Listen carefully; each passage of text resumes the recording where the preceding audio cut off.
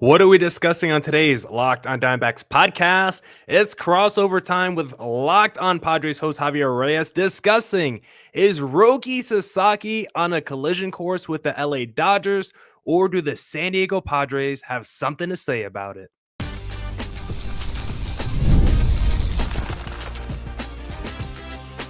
You are Locked On Padres, your daily San Diego Padres podcast. Part of the Locked On Podcast Network, your team every day. On today's Locked On Diamondbacks podcast, we got a crossover with Locked On Padres host Javier Reyes to discuss Roki Sasaki, his sweepstakes, and all free agency discussion. So without further ado, let's get into it with Javier Reyes of Locked On Padres. Javi, as soon as I can figure it out, there you are, sir. How are you doing today? Doing good, man. Ready for round two, talking some free agency kind of storylines. And frankly, that's what we're going to be talking about all offseason, so it makes sense. I know that my listeners has been looking forward to it too. And, you know, rumors ramping up. We got some deals. Travis d'Arnaud going to the Angels for some reason. What are we Why Angels? What are the Angels doing? I know been asking this for 10 years, but like, what are the Angels doing? I have no idea. I don't know what direction they're going in. I don't know if they want to be good, bad. I don't know if they know where the sky is. I don't know what the Angels are doing. I think one of their problems has been that their owner didn't want the team to be great, but didn't want to give up the two things that were making him money, Ohtani and Trout. I think that that's part of this, where it's like, if they had traded those two and blown it up, you might be saying, hey, this upcoming year, the Angels, they'd be in the position where what the Nationals are in right now, where like you see the process underway. Like that could have been great, but instead, like, what are you even going to get for Trout? You know what I mean? If you trade for him now, I mean, he's kind of like super obscenely injury prone too. So yeah, just kind of rough, man. So shout out to the Angels fans. I feel for you. Yeah, insane last 5 years for Trout when you look at his health history. But I'm ready to rebrand the pod. Free Mike Trout. Get him out of LA. And hey, maybe keep him in a sunny environment in Arizona. Why not? Okay, Javi, let's talk about Roki Sasaki. It sounds like he's getting posted by his Japanese team. I don't really understand why, because it sounds like they could get a lot more money if they just wait a couple years until he's 25 years of age. But no, Roki wants to come to America now. His team is going to acquiesce. And because of that, because he's under 25 years of age, essentially he can only sign up to like $7 million max if he waits until 2025. And teams like the Dodgers, the Padres seem like the two favorites, of course. The Dodgers already have Shohei Ohtani and Yamamoto, so they feel like they are number one, the clear favorites. It feels like a collision course between Roki and the Dodgers, but the San Diego Padres with the little Yu Darvish wild card trying to come in and help make a pitch. Do you think it's Dodgers or bust for Roki, or how strong do you feel about your team making a splash play this free agency? Look, you can never count out AJ Preller and the Padres. Mm-hmm. They basically talked about this on my show a couple days ago. With the exception of the offseason that Nick Castellanos was a free agent, he's just the one that I remember. I'm not trying to pick on him in particular. I believe that was prior to the 2022 season. With the exception of that offseason, every single trade deadline or offseason, the Padres have done something in the AJ Preller era. Basically every single time, more or less. Maybe that little rebuilding phase early on, but at least since I've been hosting the podcast, they've done something. The case to be made is the Yu Darvish factor, like you said. The fact that the agent recently praised AJ Preller for how he handled the Yu Darvish situation. The fact that the Padres have a great history with the way they deal with players, never going to arbitration with anybody. And the last thing is AJ Preller did name drop Roki Sasaki a while ago. It was very weird. Possibly fortuitous. I believe it was, and forgive me if anyone wants to make in my comments to correct me. Although I did say this a couple days ago, I hadn't checked the comments. But you can leave it again, that I believe in Peter Seidler's like kind of memorial service, that I believe at one point he says, going after big talents, allowing us to do that, from your Sotos and to Machados and all these players and Roki Sasaki's internationally. Like he name dropped him. And I know it sounds like I'm putting on the tinfoil hat, but I think that means a little bit of something. I also think that the Padres need him more. Shut up, Dodgers fans. I don't want to hear it. You guys can go out and sign another pitcher. You're going to get back Tyler Glasnow next year. You're going to have Ohtani as a pitcher. You're going to get Yamamoto even better next year. They'll be fine, right? Like, let's just be very clear. The Padres don't necessarily have as much of a payroll that they can't keep up, I should say. That's a better way to phrase it, with the Dodgers. And they don't have a lot of controllable assets, and they traded their best pitching prospects. All of that lines up to me saying it really feels like they have to get this man. It really does if they want to be able to compete. To be able to have someone like him, and you won't have to pay him what you had to pay Yamamoto because of him being 23 years old and technically still being listed as an amateur under MLB rules. Man, I mean, that would be so big. And frankly, I genuinely think it would be great for baseball if we have Padres and Dodgers just throwing nuke after nuke and haymaker in free agency. They could go out and sign Jack Flaherty. They're going to go out and try and sign Corbin Burnes for all I know, right? Let the Padres get Sasaki. Let them get someone like that. That way, it's a little bit more of an arms race, and we keep this budding rivalry going. Yeah, it would be devastating to see Roki go to the LA Dodgers because for once, they would be able to sign a premier free agent without having to defer most of their salary into 2045. And so they would be instantly be able to acquire him at his talents. And then, like you said, with Ohtani coming back, Yamamoto, like they're building the Japanese Avengers over there. And I don't know if that should even be allowed. Like, do we need to have discussions about should there be stricter rules? I don't know if I want to get into that whole kind of conversation because they have done everything the right way. But I do think it's kind of crazy that they can just add all the premier talent from overseas. And like, there's not really any way for another team to like fight against it because Roki is just going to be able to choose wherever he wants to go. The money is pretty much going to be the same wherever. So it really comes down. Yeah, it's not going to be an issue. So do you want to go to the team with guys already from similar walks of life, similar backgrounds? It's going to be a lot easier to integrate into the culture of like the LA Dodgers, where you already know Japan, your whole nation is already supporting that team, already behind that team. So it's like,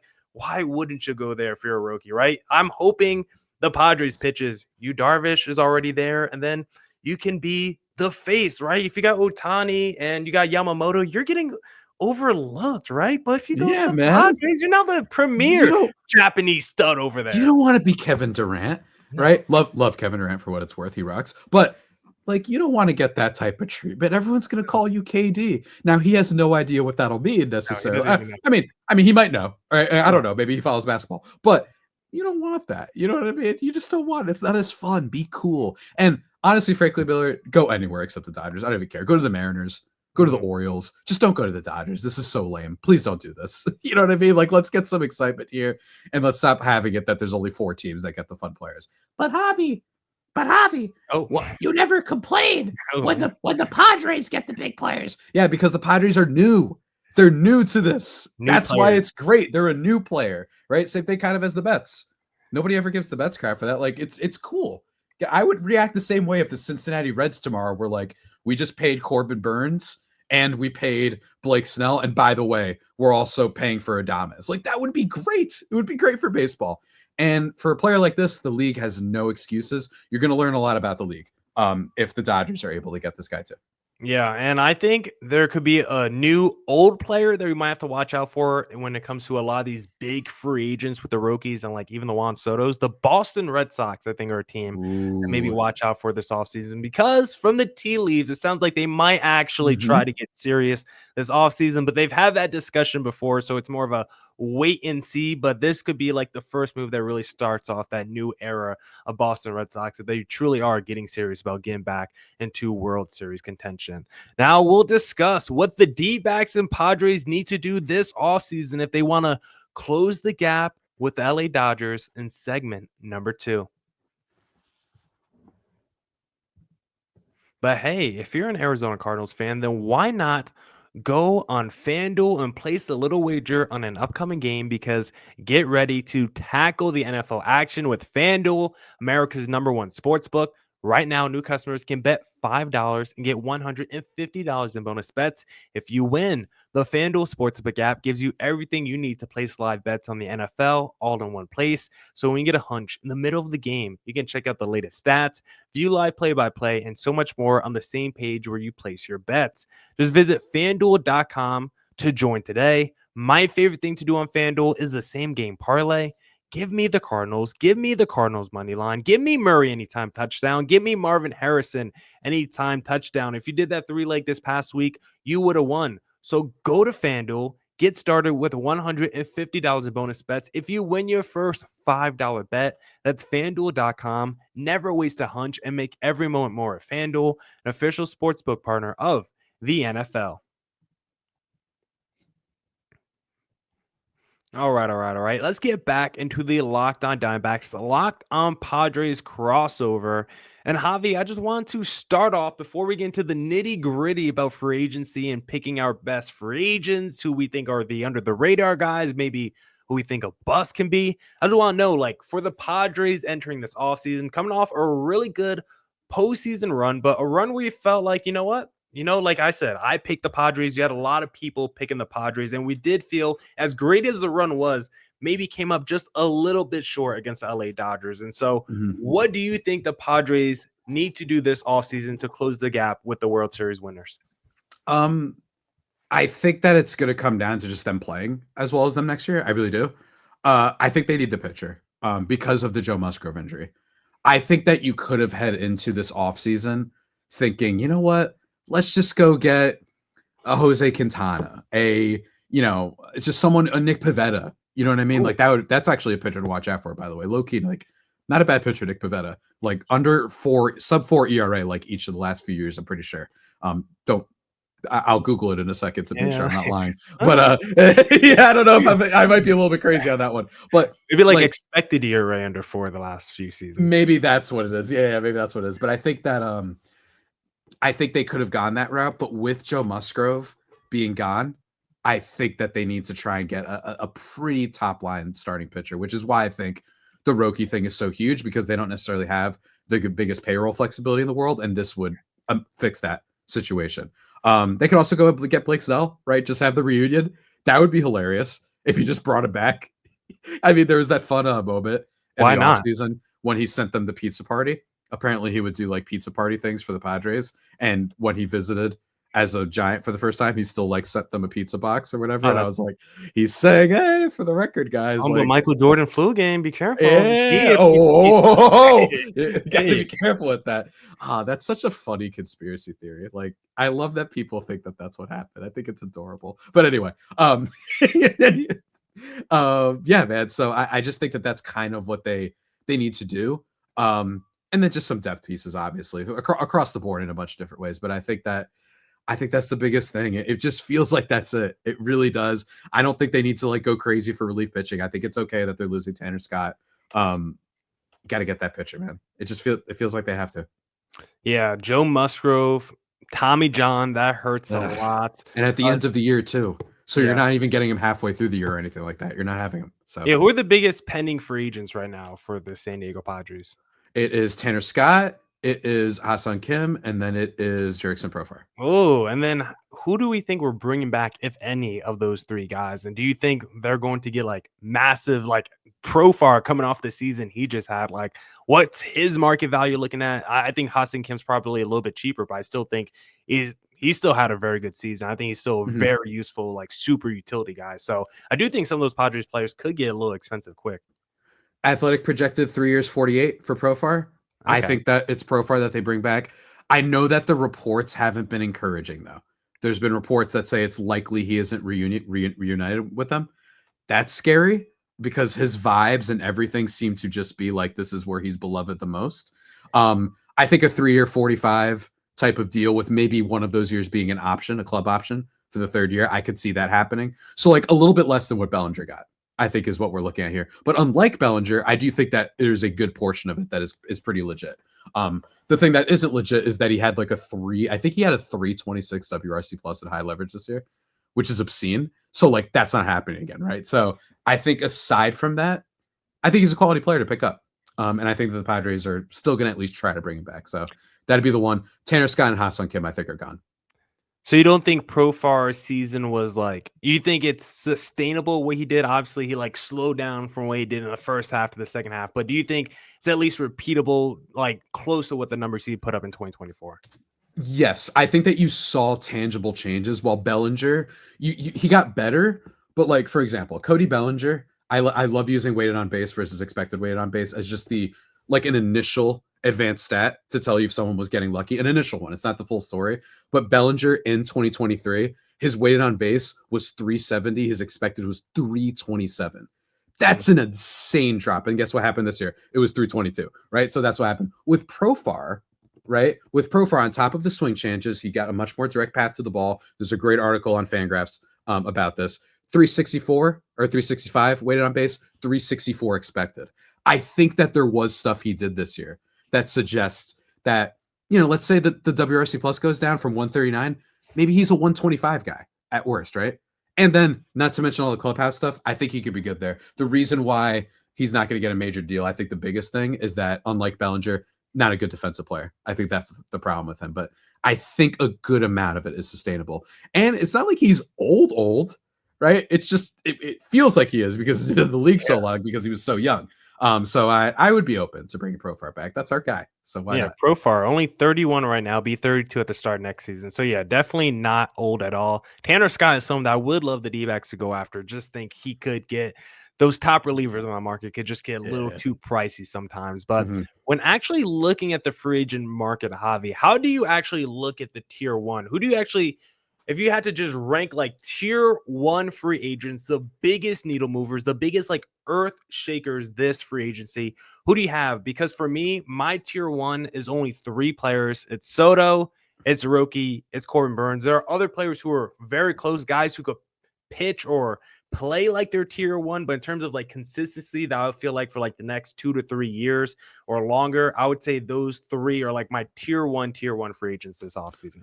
I agree with that list. I would only add Profar. Not kidding. Okay. I'm kidding. Profar. Snell is so hard. He's close. He's like the one guy that's like right there. If you're like doing it like objectively, it's so hard because there's something to be said for being worried about a pitcher who will stink at the beginning. And then every time he gets rolling, and like Blake Snell, when he's on, is a top 10 pitcher in baseball. Yeah. The reason he's not in general top 10 is because he looks miserable when he's not on. And I think that's what happened with the Giants this year. They signed him late. What did they think was going to happen? You signed him late. He misses spring training. He already is a guy that needs to build up. And then you saw in the second half, he killed it. And they stupidly didn't trade him. Giants low-key a team that doesn't know. Can I give you a Snell fun fact real quick? Yeah, go for it. Every time I look at his baseball reference, I'm shocked. He's the all-time leader in strikeouts per 9 innings. Yeah, all-time leader. It's insane. When he's on, that dude is disgusting, man. Go look up his rap video, too, if you want to have a laugh. He did it when he was in like high school or something like that. It's so funny. It's so stupid, but it makes me laugh every time.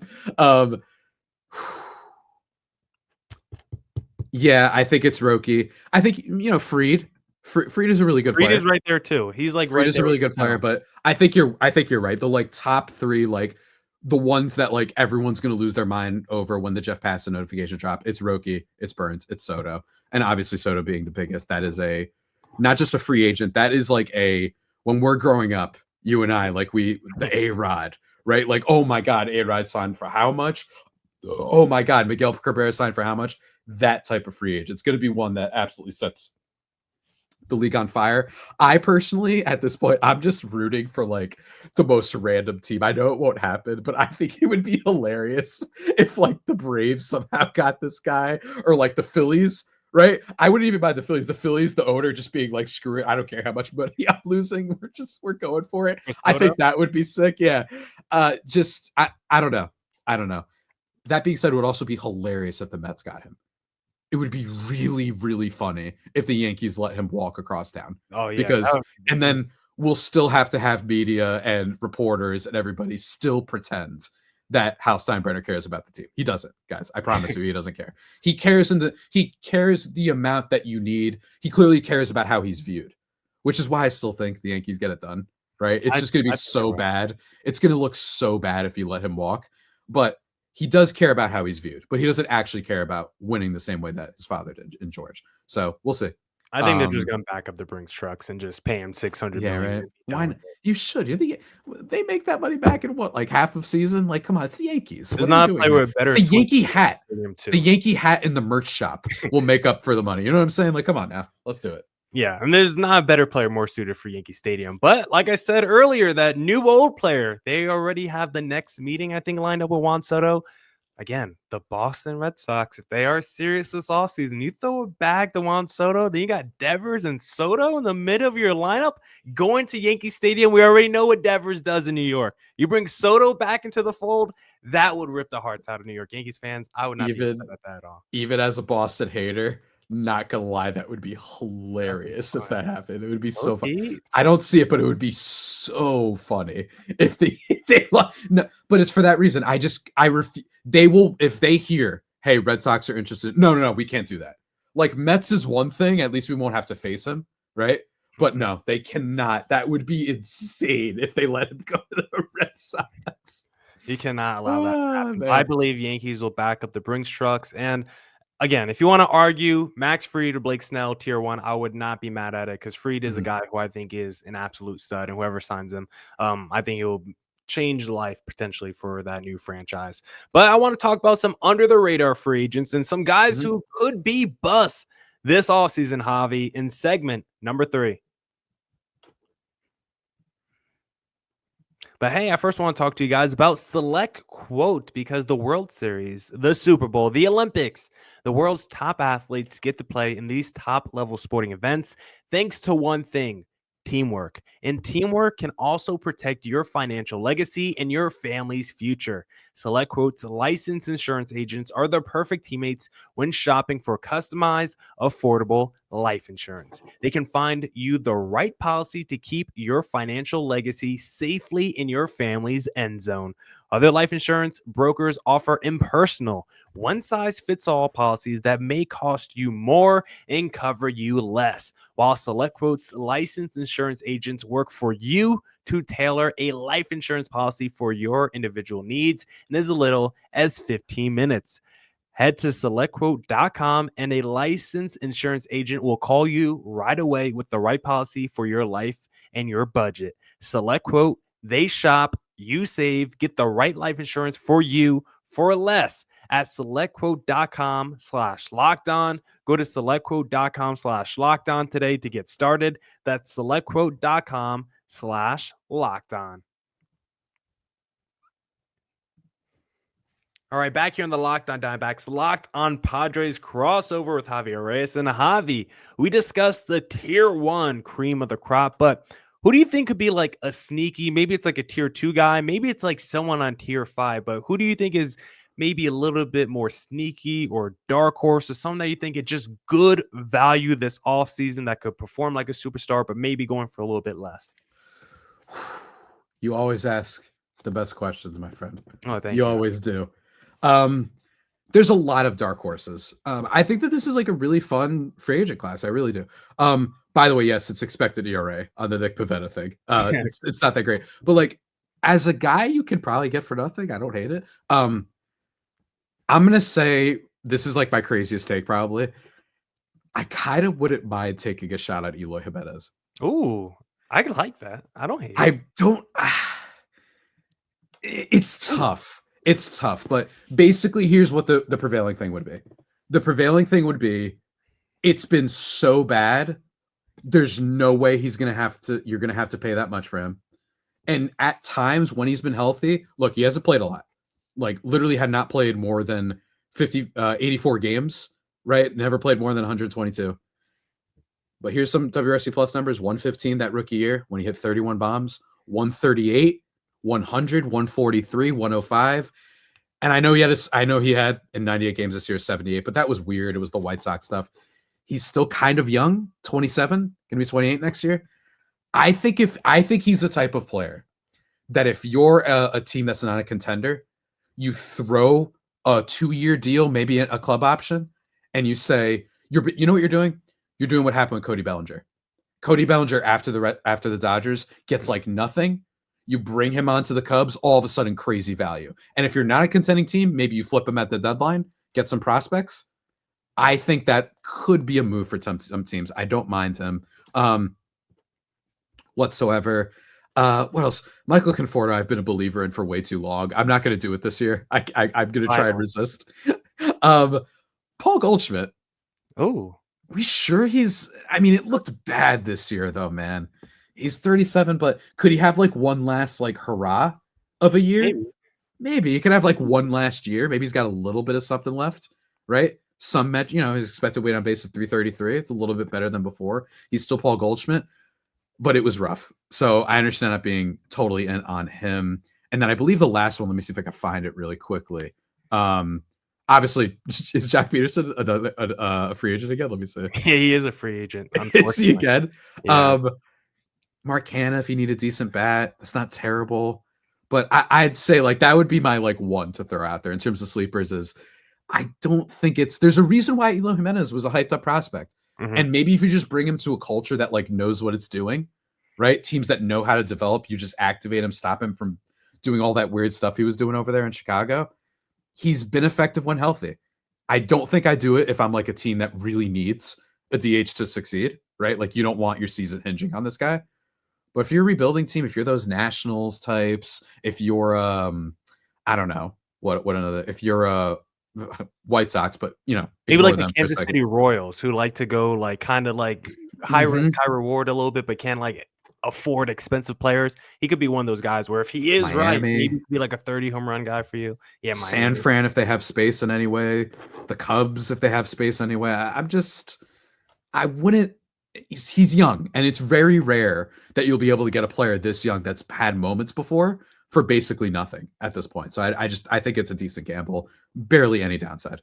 I think that's a good call. I kind of like some of these like guys who are like coming off Tommy John or like a year removed from Tommy John is like interesting flyer dudes. Like Walker Buehler had a very weird season with the Dodgers, but kind of ended strong in the postseason. I would love to take a swing on Walker Buehler. Shane Bieber might miss the first couple months, but if you could get him like on a 2-year deal with that second year is like a club option or something like that, that could be very interesting. Blake Trinian was electric for the Dodgers previously, had missed like a year, came back this year. He started to look good as well. I think some of those guys who were not too far removed from injury or coming off injury are kind of interesting. I also think like a Nick Martinez, he's been very good the last few years, and just no one, he's kind of like Michael Wacha, where like no one really wants to commit to him. Thankfully, the Royals did re-sign Wacha so that that takes him off my under the radar list. But I think some of those pitchers could be pretty interesting. And to be honest, if I'm going to a position player, I think Christian Walker still might be the best value, only because I think a guy like Pete Alonso could get like 30 to 35 million. And if Christian Walker is getting like 20 to 25 on like 2 to 3 year shorter of a deal, I just think in a vacuum it would be a better value to get Walker as opposed to Pete Alonso, despite them putting up similar production. But it's just the age. It's the age. That's the only problem. Sure. He's 34. It's the only problem. And for power guys, you worry about that, which is why, if you don't mind, segue into the free agents we're worried about. Yeah, I was gonna say, I'm not going to call Walker a bust because I do think that the power is crazy. I think the power is crazy. I like the defense. I like that he's a plus there. I think for me, Santander worries me. Okay, I like that call. Santander worries me. Great player. And actually, I believe had the most out of zone home runs of any player in baseball this year. So that shows you like a good, smart hitter in a lot of ways. But I don't know. And again, this is more like, this isn't as empirical of evidence that I have, but players like this in my lifetime, my experience, he's going to be turning 30. He's a guy that doesn't walk as much as you would like, does not have a good on-base percentage. I like that a little bit out of my hitters. His expected weighted on base was 345, expected 328. He's a little bit more complicated, so I wouldn't just go based off of that.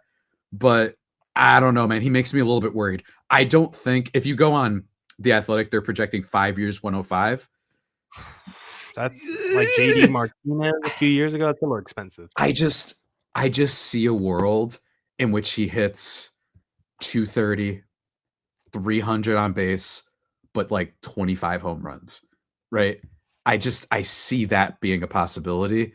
It worries me. And then it also like at the end of next season, if someone's like, okay, who is the free agent that just totally busted? Santander would just not surprise me, man. Like Pete Alonso would actually surprise me quite a bit. I think he's got a little bit more going for him. I think that Alex Bregman, at minimum, good solid player, gets a good walk rate, good defense always. That would surprise me. Willie Adames, I don't know why he was bad defensively this year, but in general, pretty good defensive player, premium position, 29 years old. I could see him being a little bit good there. Jack Flaherty, I think, has discovered something a little bit. I thought his arm was toast, so I'd be still a little bit worried about him because I don't know where this came from. But it's Santander for me, man. It's just I'm just so used to seeing players like this. I really am. I'm just so used to it. So it would make me nervous if I'm a team. That being said, it could be awesome. It also would be great if like this is just the beginning and he hits 40 home runs and his on base skills get better. Like that could also happen, but I don't know. I don't feel it. That's so rare, though. I think it's definitely more likely it goes the other way, where this is his breakout season during the contract year. He goes into the offseason, he gets paid, then he comes back next year. And it's like, oh, he looks more closer to the guy we've seen the last couple of years than the guy who had 40 plus home runs this past year. And honestly, my pick for a guy I'm most worried about is the guy you just kind of touched on, Alex Bregman. I am kind of worried about him because I think the contract he's going to get, according to like the market value, he's still getting paid like he's playing in 2019. I don't think he's there anymore. Like the market value is saying he's going to get like 30 million a year, and I think he's probably closer to like 18 to 20. Like it's like, I know you're worried about Christian Walker, but is Bregman and Walker not in the same class of free agent? I don't think Walker is probably going to get the level of money that Bregman gets. Again, the age of Walker affects a little bit more, but I think Bregman at 30 years old, I think he's like an old 30 though. I think this is the guy by the time he's Walker age now. Totally possible, like 38 years old. So for me, a lot of wear and tear. Yeah, I feel like he's one of those guys that's going to be cooked a lot sooner than we realize because he's been around for so long, since 2016. So he feels a little bit older than what the age might say. I like his quality of at bats. That's my thing for him. I like that he doesn't chase, doesn't strike out, doesn't whiff. He could get on base at a decent clip, and he plays great defense always. So, I mean, he's basically never had a bad strikeout rate. His entire career, he's never had anything above 50%, which is obscene. So I think it's possible this is just one of those weird years. He's honestly, outside Roki, I think he's my most intriguing free agent. Oh, okay. I'm just like fascinated to see what he gets. Because if you're totally in on him, I get it. And if you're out on him, I also kind of get it too, where you're like, I think the best years might be behind him. I totally get that too. This could be a situation like a Trevor Story, right? Like Trevor Story got signed and everyone was like, I think the best years are behind him. And it was true. Now he got hurt, so that's the difference. But and he also I can't wait to see what happens. Yeah, he also, I mean, debatably, there's an argument that Trevor Story was only good defensively and that Coors was like hyperinflating his numbers. I get that. But yeah, I'm just, I don't know. There's something about Bregman that I'm really curious to see what he gets. I think he gets like at least 150. I think he gets 150. Like 5 for 150. That's what I'm like, because the prediction I'm just looking at. Like 6. Yeah. Athletic has him at, let's see. Let me just check real quick. At the Athletic, they have 7 years, 189. So like that, if you're going like, I'm okay. Like my philosophy is always, I'm okay with short-term overpays. If you're going 7 years, 180, like that's too long. But if it's like 4 years, like $100 million for Bregman, like you could convince me more of that than 7 years of Alex Bregman at like $30 million a year. That feels way too expensive for where he is at this point of his career. I will say, we've seen worse, right? Look at Anthony Rendon. I mean, that guy got 7 years, 245. Like, would you know what I'm saying? Like 7 years, 180, that's not nearly as bad, right? So at least you're not going to have as high of an AAV. So I don't know, man. I'm really curious to see what he gets. He might get overpaid though. I think like the Phillies, no, not the Phillies. They have Bohm. Yankees is the team that would be. Oh yeah. Ooh, he feels like a Yankee, doesn't he? He does a little bit. Yankee. He does a little bit. He feels. Let's go bring in the guy who used to kill us in the postseason for the Houston Astros. Bring in Alex Bregman. Oh, I see it, dude. Well, I see it, dude. Well, we'll see. Yeah, when these contracts come in, I'm sure we'll do another crossover discussing who's going to be the biggest bust, who is the biggest steal, who got overpaid. That'll be on another crossover for another day. But thank you to Javier Reyes for today's crossover. Please check him out. Where, though, Javier? Where should the people check you out? Check me out on Twitter/X at Javipeno, JAVIIPENO, or at El_Scar Padres for Padres for updates on the show. Check out Just Baseball I'm going to be getting back into my writing soon. Your boy has been through it over the past couple months. He is not in the zone I guess, to put it lightly. But he is going to be back. You could also check out the Jace Baseball newsletter, which has been launching. We've been killing it there, keeping you up to date on all the sorts of info you need. And I also have a podcast, Baseball versus the War, which I'm hoping to start ramping up soon. I'm rebuilding. I'm in my rebuild era. Let's put it that way. I've been in a little bit of a rebuild era lately, so we'll see how it goes out. But check it out. Well, someone tell the Saints to rebuild because I hate watching them every Sunday. But that's a story for another You're a day. Saints guy? I am a Saints guy. Oh no, I'm so sorry. Yeah, we're just the worst. I actually just hate our team. I need to talk to Ross about it one of these days. Please check me out at CareerThomas24 for the personal on Twitter, Millard.Thomas123 for the personal on Insta, or look up Locked On Diamondbacks, both Twitter and Instagram for the podcast handle. And please hit subscribe to Locked On Diamondbacks, Locked On Padres on YouTube, and wherever you stream podcasts. Until next time. Probably mid-season, maybe in a couple of weeks, maybe 2 months from now, but I'm guessing it's not going to be that long. Until next time, Javi, another crossover. Doses.